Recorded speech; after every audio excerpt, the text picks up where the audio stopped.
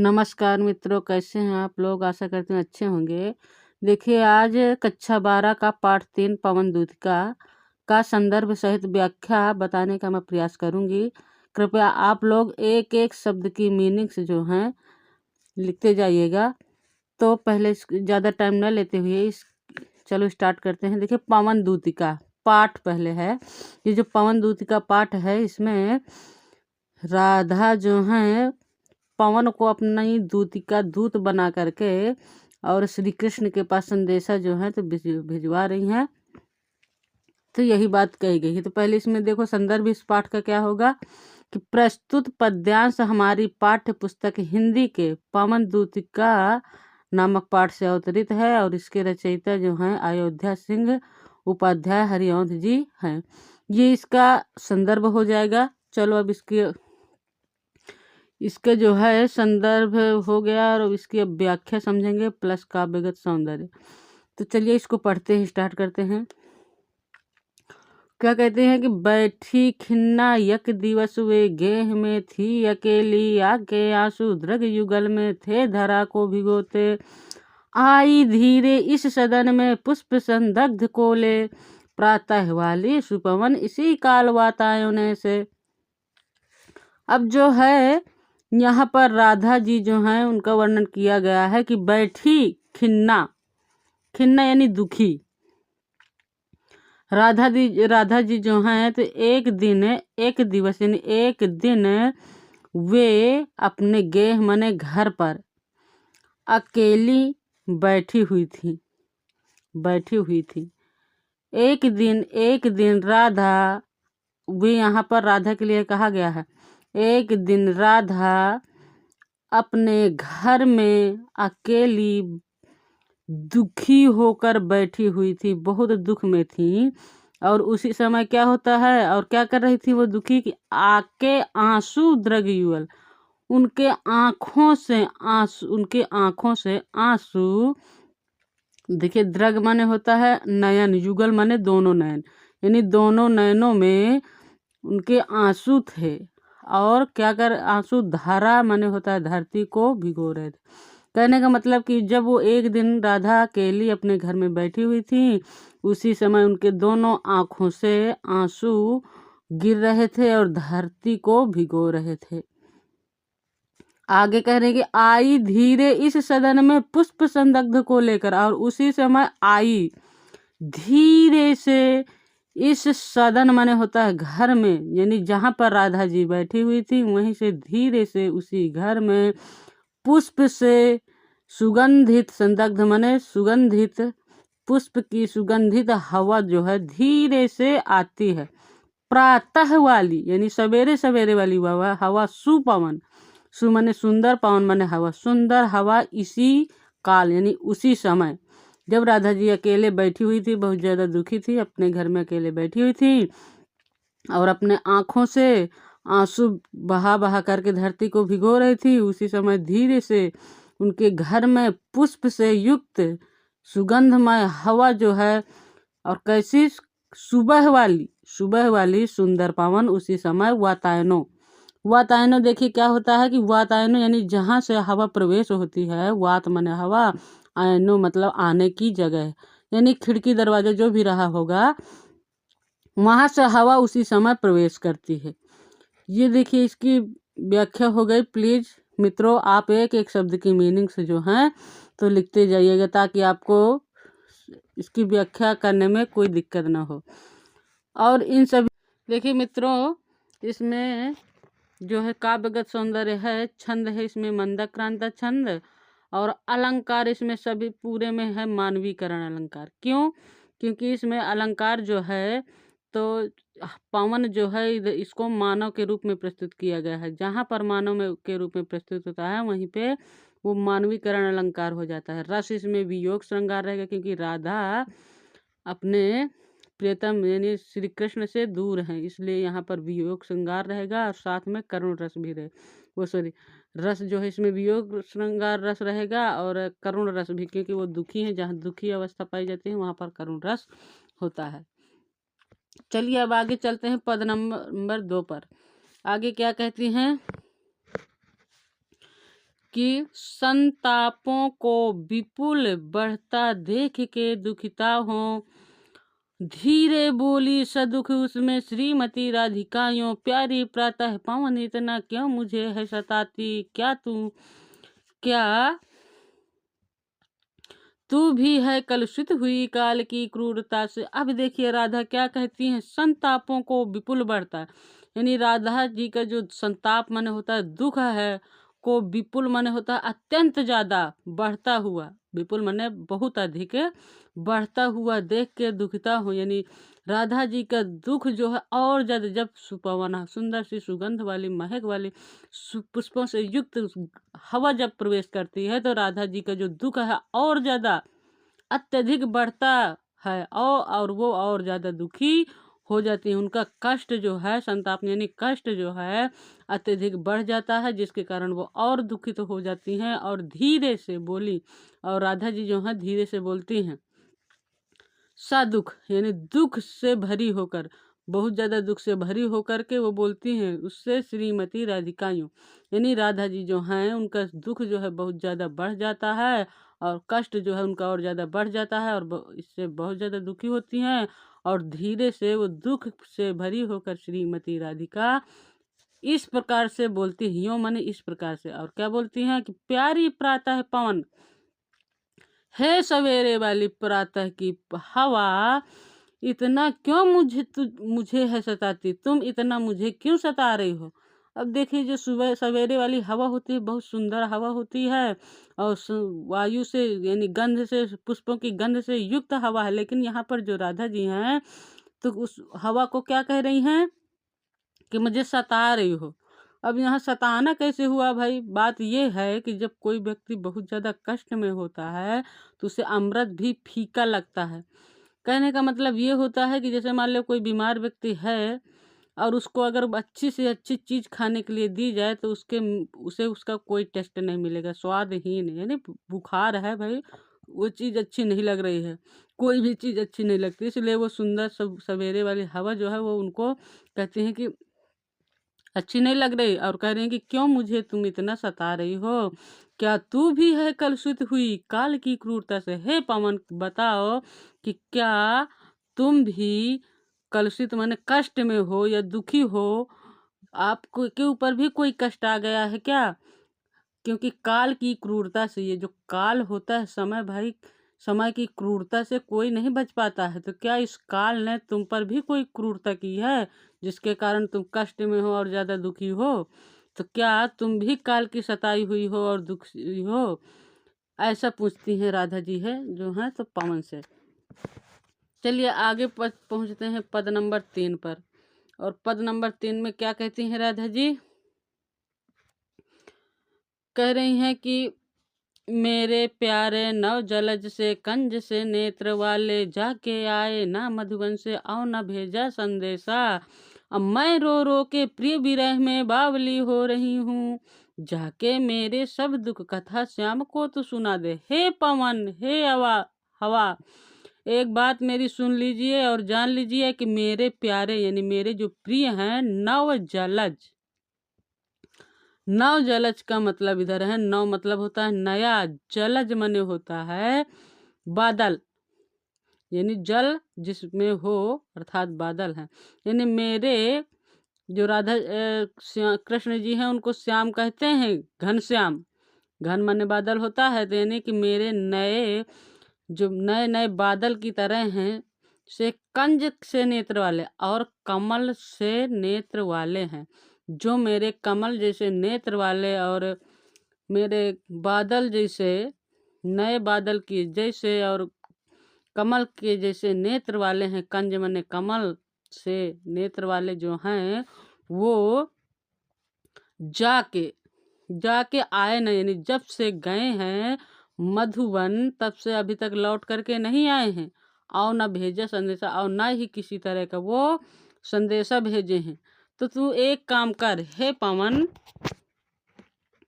तू जो है तो एक काम कर दे, मैं रो रो के प्रिय विरह में बावली हो रही हूँ, मैं उनके विरह में रो रो करके बावली यानी पागल हो रही हूँ।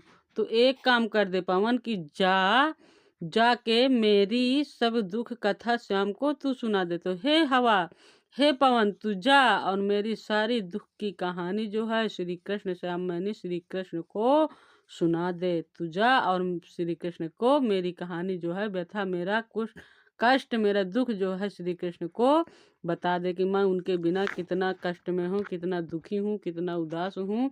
ये सारी कहानी मेरी श्री कृष्ण से जा करके बता दो। अब आगे क्या कहती हैं कि ज्यों ही मेरा भवन तज तू अल्प आगे बढ़ेगी, तो शोभा वाली सुखद कितनी मंजू कुंजे मिलेंगी, प्यारी छाया मृदुल स्वर से मोह लेंगी तुझे वे। तो भी मेरा दुख लग वहाँ जा ना विश्राम लेना। क्या कहती हैं कि ज्यों, जैसे ही, ज्यों यानी जैसे ही मेरा भवन माने महल या घर को त्याग करके, तज यानी त्याग करके, तू अल्प माने थोड़ा आगे बढ़ेगी, यानी जैसे ही मेरे घर को त्याग करके तू थोड़ा सा आगे बढ़ेगी तो क्या मिलेगा तुमको कि शोभा वाली सुखद कितनी मंजू कुंजे मिलेंगी। शोभा वाली सुखद यानी शोभा से युक्त और सुख देने वाली जाने कितनी, मंजू माने सुंदर, कुंजे माने होता है यहाँ झाड़ियाँ, है ना, यानी कितनी शोभा वाली सुख देने वाली आपको जाने कितनी सुंदर सी झाड़ियाँ मिलेंगी, है ना। और क्या मिलेगा, प्यारी छाया मृदुल स्वर से मोह लेंगी तुझे वो। और वो छाया जो होगी ना, प्यारी सी छाया, वो तुमको मोह लेगी, मृदुल स्वर, और वहाँ के जो मीठे मीठे स्वर हैं वो तुमको मोह लेंगी। ऐसे बढ़िया से वहाँ छाया वाले वृक्ष जो हैं और मीठे स्वर वहाँ पे गुंजयमान हो रहे होंगे और वे तुझे क्या कर लेंगी, मोह लेंगी। लेकिन तो भी, तो हे पवन, तो भी मेरा दुख लग वहाँ जाना विश्राम करना। तो तुम वहाँ पर मोहित होकर के रुक न जाना कि रुक जाओ और मेरा संदेशा जो है तो पड़ा का पड़ा रह जाए, श्री कृष्ण तक मेरा संदेशा न पहुँचे। तो भी मेरा दुख यानी तुम मेरे दुख को याद कर लेना, लख यानी याद कर लेना, और वहाँ जाना विश्राम करना, याद कर लेना और विश्राम न करने लग जाना, और मेरा जो संदेशा है वो श्री कृष्ण तक पहुँचा देना। आगे क्या कहती हैं, पद नंबर कौन सा है, 5वें पे चलते हैं और पद नंबर 5वां है। चलो स्टार्ट करते हैं, क्या है। कह रही हैं, थोड़ा आगे सरस रव का धाम सतपुष्प वाला, अच्छे अच्छे बहुद्रुम लतावान सौंदर्यशाली, प्यारा वृंदा विपिन मन को मुग्धकारी मिलेगा, आना जाना इस विपिन से मोह माना न होना।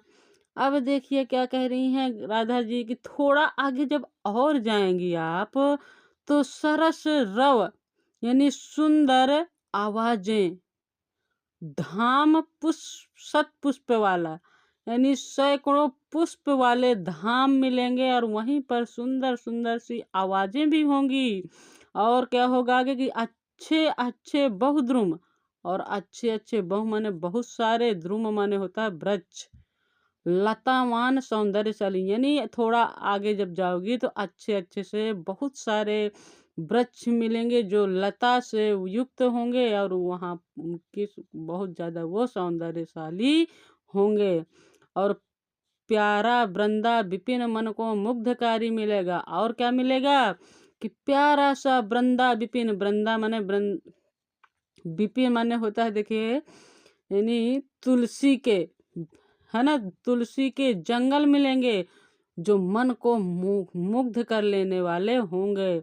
और आना जाना कह रही हैं राधा की, हे पवन तुम वहां से आना और जाना, विपिन से मोह मान न होना। उस विपिन माने होता है उस जंगल में, वृंदा विपिन माने होता है यानी वहां पर जो है आपको तुलसी के वृक्ष वाला वन मिलेगा और तुम उस वन से, उस जंगल से आना जाना, लेकिन उस पर मोहित न होना कि आप मोहित हो करके वहीं पे रुक जाएं और मेरा संदेशा जो है तो वो पड़ा का पड़ा रह जाए। अब चलिए दोस्तों, जाते जाते अगर पथ में क्लांत कोई दिखावे, तो जाके सन्निकट उनकी क्लांति को मिटाना, धीरे धीरे परस करके घात उत्ताप खोना, संदिग्धों से श्रमित जन को हर्षितों सा बनाना। अभी तक देखो राधा जी अभी तक कहती चली आई हैं कि आप कहीं पे रुकिएगा मत कि मोह जाए और वहीं पे रुक जाए। हे पवन तुम कहीं पे रुकना मत। लेकिन अब जो है तो क्या कह रही हैं राधा जी? राधा जी जो है ना तो अपने से ज़्यादा अगर किसी और को दुख में कष्ट में देखती हैं तो उनका कष्ट मिटाने में लग जाती हैं। तो कह रही जाते जाते अगर पथ पे, हे पवन तुम अगर जाते जाते पथ यानी रास्ते में या मार्ग में कोई क्लांत माने होता है दुखी, यानी रास्ते में अगर कोई दुखी व्यक्ति दिखावे, यानी हे पवन आपको रास्ते में कोई दुखी व्यक्ति दिख जाए तो जाके सन्निकट, यानी सन्निकट माने उसके पास जा करके उसके कष्टों को या दुखों को मिटा देना। और क्या करना कि धीरे धीरे परस करके, धीरे धीरे से परस माने होता है उसे छू करके या स्पर्श करके, परस यानी स्पर्श करके, गात यानी उसके शरीर को स्पर्श करके उसके उत्ताप खोना। उत्ताप माने होता है उच्च ताप, है ना, उच्च ताप। उच्च ताप भाई जब हवा लगेगी पवन छुएगी तो उसके उच्च ताप जो है तो ऑटोमेटिक निम्न स्तर में चला जाएगा, यानी उसके उच्च ताप को खो देना या ख़त्म कर देना। और संदिग्धों से श्रमित जन को हर्षितों से बनाना। अपने संदिग्ध, चूंकि वो पवन जो थी सवेरे वाली पवन थी, फूलों से युक्त थी, सुगंधमय हवा थी, तो कह रहे हैं कि अपने सुगंध युक्त हवा से श्रमित जन के यानी श्रमित लोगों की, जन माने लोगों को हर्षितों सा बनाना, यानी उनको खुश कर देना। ठीक है, यह हो गई पद नंबर 6 की व्याख्या। अब चलते हैं पद नंबर 7 पर। कह रही है लज्जाशील पथिक महिला जो कहीं दृष्टि आए, होने देना विकृत वसना तो न तू सुंदरी को, जो थोड़ी सी श्रमित वह हो गोदले श्रांति खोना, ठन होठों की और कमल मुख की म्लान मिटाना। कह रही है लज्जाशील, लज्जाशील माने होता है लज्जा से युक्त, या कोई लज्जाशील स्त्री जो रास्ते में महिला, अगर कोई लज्जाशील महिला रास्ते में आप कहीं पर भी आपको दिख जाए, दृष्टि आए यानी दिख जाए, तो होने देना विकृत वसना तो न तू सुंदरी को, तो क्या करना कि होने देना ना, उसको होने नहीं देना। क्या? विकृत वसना, वसना यानी वस्त्र, विकृत माने खिन्न भिन्न, यह तो अलट पलट ना जाए, है ना, जैसे जोर से हवा चलती है तो जो वस्त्र होते हैं तो इधर का उधर हो जाते हैं।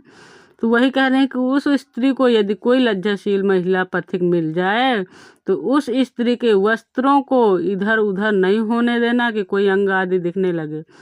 क्या करना कि हे पवन तुम वहाँ बिल्कुल धीरे धीरे से चलने लगना और उस सुंदरी के वस्त्रों को अस्त व्यस्त नहीं होने देना।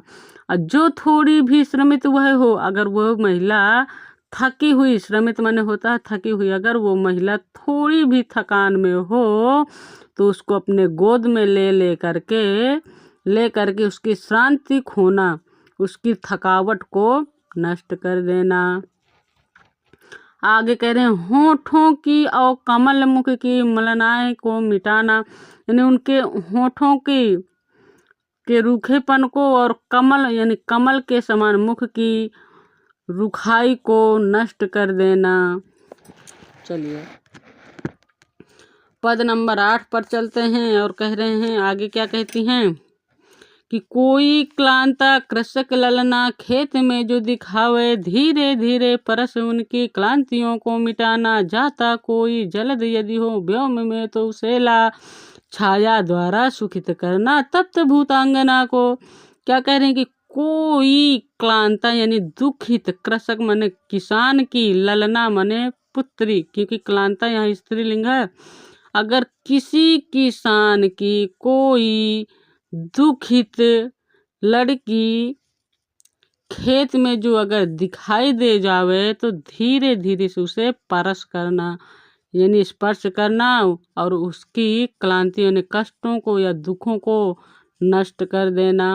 और जाता कोई जलद यदि हो व्योम में तो उसे ला, और यदि कोई जाता हुआ जलज, जलज माने होता है मेघ, ऊपर भी आ चुका है, यानी अगर कोई मेघ या कोई बादल यदि आपको व्योम यानी आकाश में दिखाई दे जाए, जाता कोई जलज यदि हो व्योम में तो उसे ला, यानी कोई आकाश में अगर बादल चला जा रहा हो तो उसको ले आना। कहाँ पर? जहाँ पर ले आना और क्या करना? छाया द्वारा सुखित करना, और छाया के द्वारा सुखित कर देना किसको? तप्त यानी तपी हुई भूतांगना यानी धरती को, है ना। और कहीं उस धरती को जो है उस बादल को ला करके वहाँ छाया कर देना, और उस तपी हुई भूमि को, भूतांगना को क्या करना? सुखित कर देना, यानी छाया आ जाएगी तो तपी हुई भूमि जो है तो ठंडी हो जाएगी।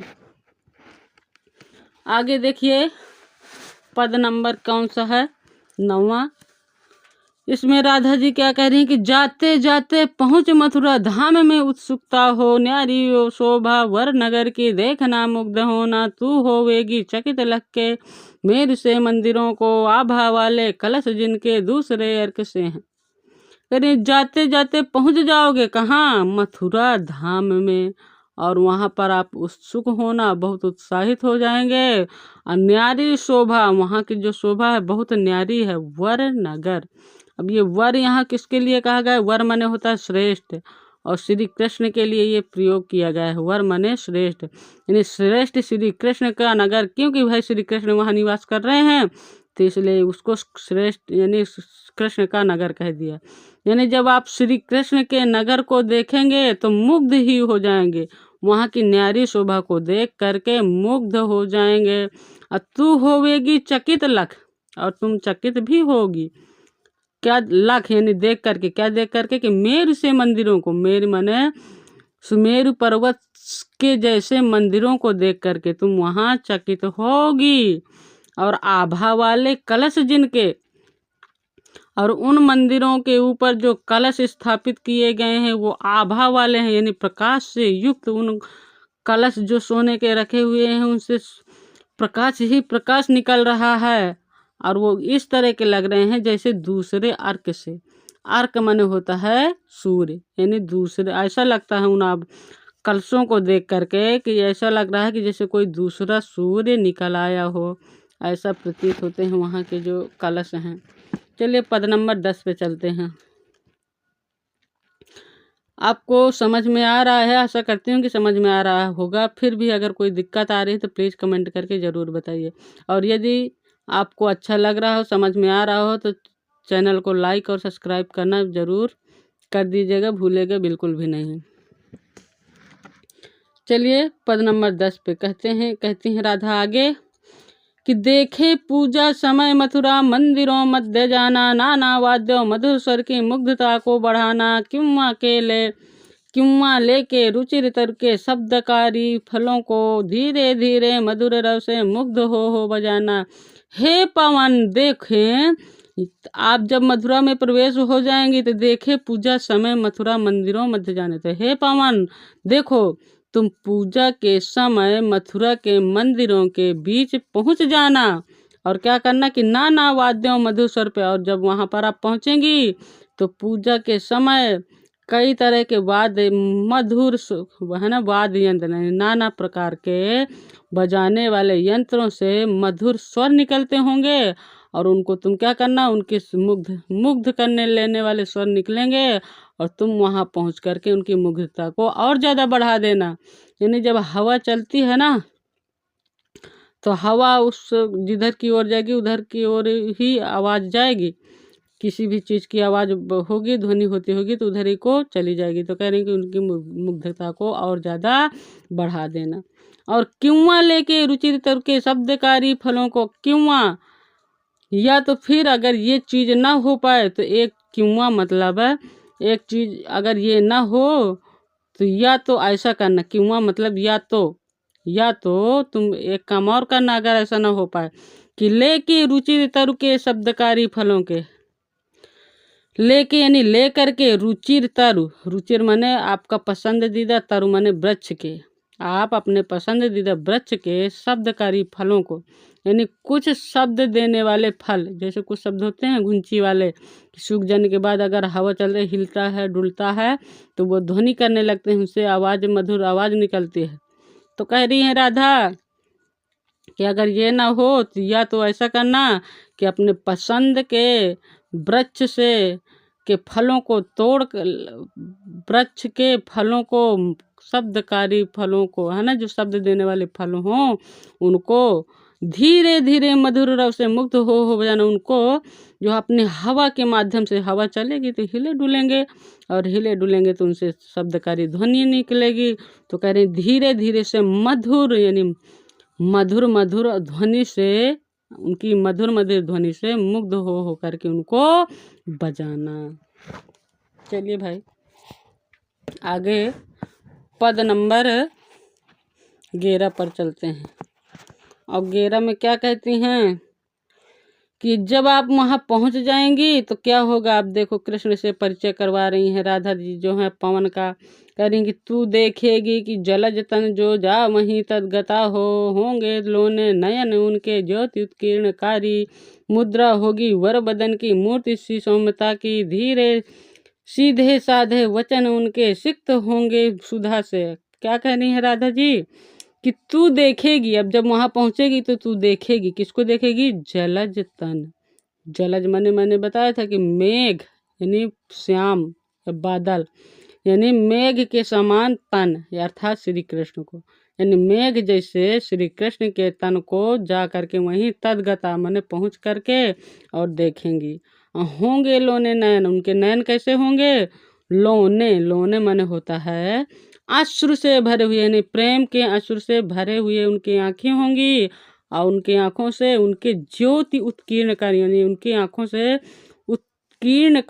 उत्कीर्णकारी ज्योति निकल रही होगी। अब मुद्रा होगी वर वदन की, और उनकी मुद्रा कैसी होगी? वरदान देने की, है ना, जैसे कोई वरदान दे रहा हो। वर वदन की मूर्ति सी सौम्यता होगी, और उनकी सुंदरता जो है मूर्ति की जैसे होगी, यानी सौंदर्यता मन होता है जो उनकी सुंदरता होगी वो मूर्ति सी जैसी होगी। ऐसा लगेगा कि जैसे कोई मूर्ति है सुंदर सी, ऐसी उनकी सुंदरता होगी। और सीधे साधे वचन उनके, और उनके वचन जो है, उनकी वाणी जो है वचन वो सीधे साधे से होंगे। सिक्त यानी सने हुए, काहे से होंगे? सने हुए होंगे सुधा से, यानी सुधा से, यानी प्रेम की सुधा से सने हुए उनके वचन होंगे। ऐसी श्री कृष्ण की जो है तो पहचान बता रही है राधा जी। अब चलो चलते हैं पद नंबर 12 पर। और क्या कहती हैं राधा जी? नीले फूले कमल दल सी गात की श्यामलता है। पीला प्यारा वसन कट में पहनते हैं फबीला। छूटी काली अलक मुख की कांति को है बढ़ाती। सदस्त्रों में नवल तन की फूटती सी प्रभा है। और क्या कह रही है कि नीले फूले कमल दल सी, वो सीधी सिर्फ श्यामल श्यामल नहीं है, जलज तन भर नहीं है उनका। वो कैसे लगते हैं? नीले कमल। कमल जो होता है कई तरह का होता है, तो यहाँ कह रहे हैं कि नीले फूले कमल के दल यानी समूह ऐसे हैं कि नीले फूले हुए कमल के समूह की सी यानी सा गात, उनका शरीर जो होगा वो नीले फूले हुए कमल के समूह के जैसा शरीर होगा। दल माने होता है समूह, कमल यानी नीले कमल किस नीले फूले हुए कमल दल के जैसे उसका उनका शरीर होगा। शरीर की श्यामलता होगी। श्यामलता माने श्याम कलर का, है ना। नीले फूले हुए शरीर, फूले हुए नीले कमल से फूले हुए नीले फूले हुए कमल के समूह सा उनका शरीर श्यामलता भर से परिपूर्ण होगा। और पीला प्यारा वसन, और पीले कलर का प्यारा सा वसन माने होता है वस्त्र, कटी में पहनते हैं फबीला। और वो पीले कलर का प्यारा सा वस्त्र जो है कमर में पहनते हैं। फबीला माने होता है फबने वाला, या फबने का मतलब होता है इधर सुंदर लगने वाला, यानी उनके ऊपर पीले कलर का जो है वस्त्र उनके कमर पर फब रहा होगा, यानी सुंदर शोभायमान हो रहा है होगा। और छूटी काली अलग मुख की, और छूटी काली माने होता काली काली, अलग माने होता है लट, बालों की जो लट है ना मुख में रख जाती है, और उनके काली काली जो लट है वो मुख की कांति को है बढ़ाती। कांति माने होता है शोभा को। उनके मुख में जो काली सी लट रखी होगी, और जो कि उसके उनके श्री कृष्ण के मुख की शोभा को और ज़्यादा सुंदरता को और ज़्यादा बढ़ा रही होगी। आगे कहते हैं सदस्त्रों में नवल तन की फूटती सी प्रभा। सदस्त्रों माने होता है सुंदर वस्त्रों में, नवल तन यानी नया सा शरीर की फूटती सी प्रभा है। प्रभा माने होता है प्रकाश, यानी उनके सुंदर वस्त्रों में नया सा तन से प्रकाश की आभा फूट रही होगी। ठीक है, ये हो गई तुम्हारी पद नंबर 12 की व्याख्या। अब चलते हैं पद नंबर 13 पर। क्या कहते हैं आगे कि सांचे ढाला सकल वपु है, दिव्य सौंदर्यशाली, सत्पुरुषों से सुरभि उनकी प्राण संपोषिका है। दोनों कंधे वृषभ बरसे हैं, बड़े ही सजीले, लंबी बाहें अलग कलभ कर सी शक्ति की पेटिका है। और क्या होगा श्री कृष्ण का, और फिर परिचय कराती हैं राधा जी कि सांचे ढाला सकल वपु। सांचे यानी सांचे से ढला हुआ, सकल मने संपूर्ण, वपु मने शरीर। उनका जो शरीर है तो ऐसा प्रतीत हो रहा है कि माने जैसे किसी चीज को सांचे में ढाल करके रख दिया गया हो। उनका शरीर सांचे से ढला हुआ प्रतीत होता है। और दिव्य सौंदर्यशाली, उनका जो सौंदर्य है वो किसी देवताओं के सौंदर्य के समान लग रहा है। और सत्पुरुषों से सुरभि उनकी प्राण संपोषिका है। और सत पुष्पों यानी सैकड़ों पुष्पों की सुरभि, सुरभि माने होता है सुगंध ले लो, यानी पराग कण की, सैकड़ों पुष्पों की पराग कण से जो सुगंध निकलती हैं उसकी प्राण संपोषिका। प्राण संपोषिका क्या है कि प्राणों की रक्षा करने वालों को संपोषिका बोलते हैं, पोषण का, यानी प्राणों की पोषण करने वाला। और प्राणों का पोषण जो है कौन करता है, हवा, यानी जो सांस लेते हैं छोड़ते हैं। तो कह रहे हैं जो उनके सांसें निकल रही होंगी, जो उनकी सांसें निकल रही हैं, प्राण संपोषिका है, उससे सैकड़ों पुष्पों की सुगंध जो है निकलती होगी। राधा जी पवन से हैं, उनका बता रही हैं परिचय कि कैसे होंगे श्री कृष्ण जी। और कह रहे हैं दोनों कंधे वृषभ बरसे हैं, बड़े ही सजेले। और दोनों जो कंधे होंगे उनके वो वृषभ माने बैल, वर माने होता है श्रेष्ठ, यानी श्रेष्ठ बैलों के तरह बड़े दोनों उनके कंधे बड़े ही सजीले से होंगे। और लंबी बाहें कलभ कर सी शक्ति की पेटिका है। और उनकी जो बाहें हैं वो बहुत लंबी लंबी होंगी, कैसे, कलभ कर सी। कलभ माने देखिए यहाँ पर होता है, कलभ माने होता है हाथी, कर माने होता है हाथी का, यानी कलभ कर का मतलब है हाथी के सूंड जैसी, यानी उनके बाहें जो हैं लंबी लंबी हाथी की सूंड जैसी होंगी। और शक्ति की पेटिका, यानी शक्ति, जो हाथी का सूंड होता है ना, बहुत ज़्यादा शक्ति होती है हाथी के सूंड में। तो कह रहे हैं कि हाथी के बड़ी बड़ी बाहें हाथी के सूंड की जैसी, शक्ति की पेटिका। पेटिका समझते हैं जहाँ भंडारण किया जाता है, या पेटी में जैसे सामग्री रखी जाती है, तो इसकी सामग्री, शक्ति की सामग्री जो है लंबी लंबी बाहों में हाथी के सूंड की समान शक्ति की पेटिका जो हैं उनकी बाहें हैं हाथी की सूंड के समान शक्ति की पेटिका है। आशा करती हूँ दोस्तों कि आपको वीडियो में ये सारी व्याख्या समझ में आ गई होगी। फिर भी कोई कमी रह गई हो तो प्लीज़ कमेंट करके ज़रूर बताइएगा। और आगे यहीं से हम इसको ख़त्म करते हैं। इसकी आगे की व्याख्या जो है पार्ट 2 में बनाएंगे और आप लोग ज़रूर देखिएगा। थैंक यू दोस्तों, नमस्कार।